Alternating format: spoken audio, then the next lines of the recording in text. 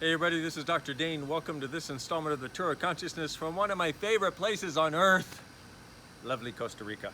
Because it feels like the earth, you know, it's like, I mean, it's kind of like, my sense is kind of like the way the earth used to feel, you know what I mean? Where there were greenery everywhere.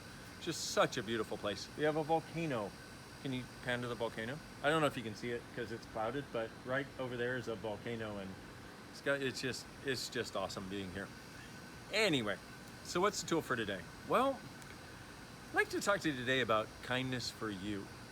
It's very interesting because, you know, a lot of us in our lives, we try to be kind to other people. We try to be kind to our parents, you know, starting off, our brothers and sisters, our grandparents, and we try to do whatever's nice for them and whatever's kind for them.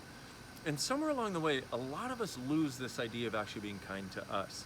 And here's the way it works is you'll find yourself in a relationship and you're trying to do everything for the other person, trying to show them you love them, trying to show them you care for them. It is either received or not received. If it's received, things work out better. But even in that, it's like there's a lot of times where you get to a certain point, you're like, wait a minute, but I haven't been kind to me in this situation. If you can just take a moment and ask yourself, where in my life am I being kind to me? And where in my life am I not being kind to me?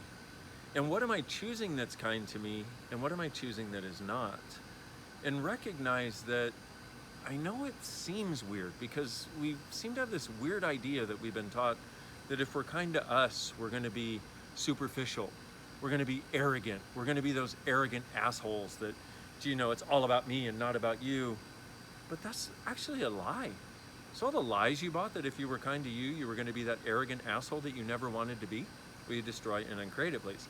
Right and wrong, good and bad, pot and pock, all nine shorts, boys and beyonds. So what ends up happening is you end up sort of making yourself a doormat to everybody else's desires, everybody else's wishes, everybody else's points of view, everybody else's requirements of you, so that you're not that arrogant asshole that you've been accused of being. And what I've found is, once again, like I said, that's a lie actually.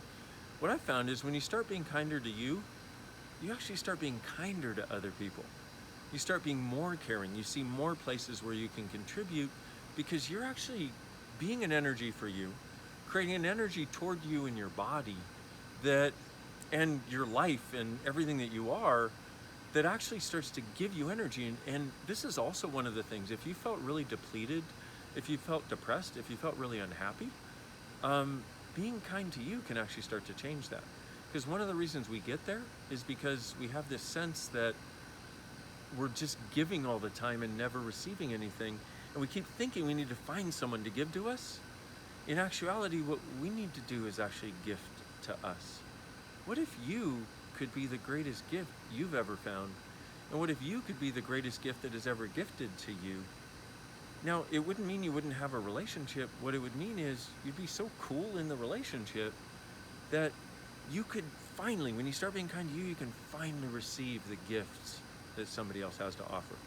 If you're not being kind to you, you never receive the gifts that somebody else has to offer, and you never receive the gift that you are, that you offer others, that you can also offer to yourself. So, what energy, space, and consciousness can you be? To be as infinitely kind and caring for you and your body as you truly be. Everything that doesn't allow it, right and wrong, good and bad, pot and pock, all nine shorts, boys and beyonds, that's one. Please write that down. You're like, I know you're gonna have to replay the video, but write it down.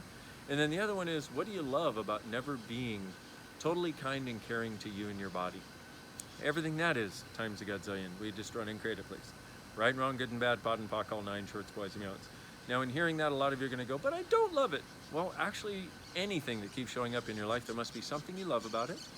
And just run this process. And I'll tell you, if you put this thing on a loop, one evening, you'll notice, ooh, the birds are saying, be kind to yourself. If you put this on a loop one evening, you'll notice it start to change. So I'm very happy to give to you this tool from lovely Costa Rica, a place that is very kind to my body personally, and me. And I love it here. And I'm so grateful that you are in the world. Thank you for being here. Thank you for being the gift that you are.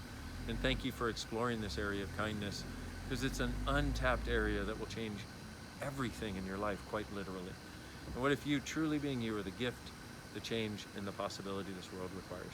Thanks for being in the world. I can't wait to meet you in person someday. Bye.